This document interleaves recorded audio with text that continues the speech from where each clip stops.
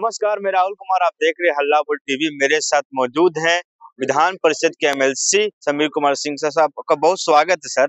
मेरा पहला सवाल है कि मनरेगा को लेकर ये जो बिल पास हुआ है और नाम चेंज हुआ, उसको लेकर पूरे बिहार में बवाल मचा है, उस पर क्या कुछ कहेंगे? ये पूरे बिहार का ही मसला नहीं है, पूरे देश का मसला है। महात्मा गांधी हमारे राष्ट्रपिता थे और उनके प्रति सम्मान पूरे देशवासियों का है और विश्व स्तर पर उनका सम्मान है।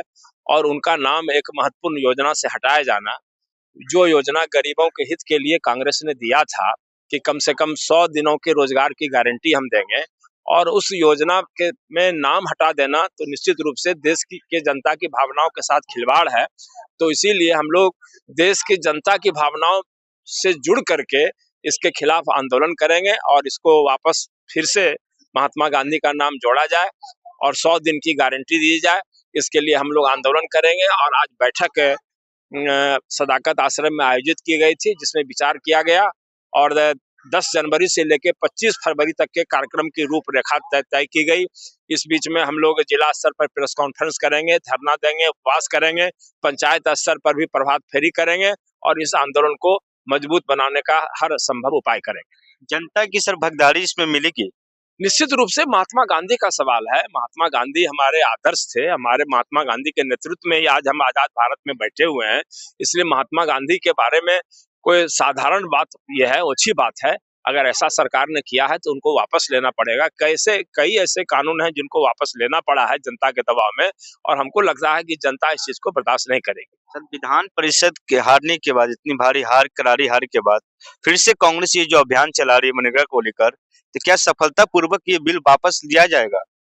नहीं, हमको तो लग रहा है कि जनता के आगे तो कुछ नहीं है। आज मोदी जी प्रधानमंत्री हैं तो जनता के बल पर हैं, हम लोग विपक्ष में हैं तो जनता की ही भावना के कारण हैं। तो स्वाभाविक रूप से जनता जब इस आंदोलन पर मुहर लगा देगी तो वापस लेना ही पड़ेगा। सर, भाजपा पार्टी हिंदू की पार्टी मानी जाती है और बांग्लादेश में जिस तरीके से अहिंसा हो रहा है, कई से पत्रकार पे भी हमला किया जा रहा है, उस पर क्या कुछ कहेंगे? नहीं, देखिए, कहीं भी किसी राष्ट्र में धर्म के नाम पर अगर हत्या होती है, बलात्कार होता है, तो निंदनीय है। क्योंकि किसी भी धर्म के लोगों को कहीं भी रखने और रहने का जो अधिकार है, रोजी रोटी कमाने का अधिकार है, उस पर कुठाराघात है। हमारे देश में तो हिंदू, मुस्लिम, सिख, ईसाई सबको सम्मान दिया जाता है। और उसी तरह हम लोग उम्मीद करते हैं कि अगर बांग्लादेश में कोई हिंदू है, उस पर अत्याचार हो रहा है, तो हम समझते हैं कि वहाँ सरकार की जवाबदेही बनती है और उसकी हम लोग घोर निंदा करते हैं। तो आपने सुना जिस तरीके से जो पूरा मामला है, आज बैठक हुई और बैठक को लेकर बड़ी चर्चा होगी। आगे की तमाम जानकारी के लिए हमारे साथ बने रहे, जुड़े रहे, देखते रहे हल्ला बोल टीवी। धन्यवाद।